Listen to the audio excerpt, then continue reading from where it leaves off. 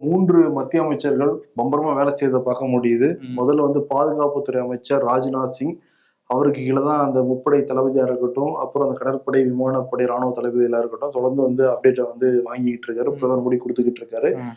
ஒரு பக்கம் அமித்ஷா மாநிலங்கள், உளவுத்துறை, உள்துறை எல்லாம் கண்ட்ரோல்ல தான் வருது. அவரும் அப்டேட்டை கேட்டு வந்து சொல்லிட்டு இருக்காங்க. இன்னொரு பக்கம் ஜெய்சங்கர், உலக நாடுகளுடைய ஆதரவு வந்து இந்தியாவுக்கு தேவைப்படுது. அதே மாதிரி என்ன நடக்குதுங்கிறத வெளிநாடுகளுக்கும் வந்து சொல்லி ஆகணும். அவரும் ஆமா. வந்து சொல்லிக்கிட்டு இருக்காரு. ஆமா. அதே மாதிரி பிரதமர் மோடி முக்கியமான விஷயங்கள் நடக்கிறப்ப குடியரசுத் தலைவர்கிட்ட அப்டேட் பண்ணிக்கிட்டு இருக்காரு. இதுல முக்கியமா கவனிக்க வேண்டியது என்னன்னா, நேத்து வெளியுறவுத்துறை செயலாளர் விக்ரம் மிஸ்ரி அவர் ஒரு பத்திரிகை சந்திப்பு வந்து நடத்தியிருந்தாரு.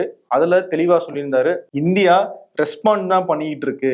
இந்தியா இந்த பிரச்சனையை தொடங்கல. பகல்காம்ல நடந்த தாக்குதல் தான் முதல் தொடக்கம். அதுக்கு காரணம் பாகிஸ்தான் தான். இப்போ பாகிஸ்தான் எதுவும் எங்களுடைய தாக்குதலுக்கு ரெஸ்பாண்ட் பண்ற மாதிரி பேசிட்டு இருக்காங்க. அது உண்மை கிடையாது. ரெஸ்பாண்ட் பண்ற உரிமை எங்களுக்கு மட்டும்தான் இருக்கு. இந்த பிரச்சனை இதோட நிக்கணும் அப்படின்னா அதுக்கு பாகிஸ்தான் கையில தான் இருக்கு. இல்ல இதை வளர்க்கணும் அப்படின்னு நினைச்சாங்கன்னா நாங்க அதுக்கான பதிலடி கொடுக்கறதுக்கு தயாராக இருக்கோம் அப்படிங்கிறத அவர் திரும்பியும் சொல்லியிருக்காரு. ஒரு போட்டோ வந்து காமிச்சிருந்தாரு. அந்த போட்டோல வந்து இறந்து போன அந்த பயங்கரவாதிகள், தீவிரவாதிகளுக்கு அந்த நாட்டு அரசாங்கம் அஞ்சலி செலுத்துற காட்சியிலும் பாகிஸ்தானுடைய கொடி வந்து அதுல வந்து போர்த்தப்பட்டிருக்கு. இதுவே தெரியுது பாகிஸ்தான் வந்து தீவிரவாதிக்கு எவ்வளவு தூரம் வந்து அடைக்கலம் கொடுக்குறாங்க அப்படிங்கிறத விக்ரம் மிஸ்ரியும் வந்து பதிவு பண்ணியிருந்தாரு. அதேதான் வந்து கர்னல் குரேஷி வந்து பேசியிருந்தாங்க. ஆமா.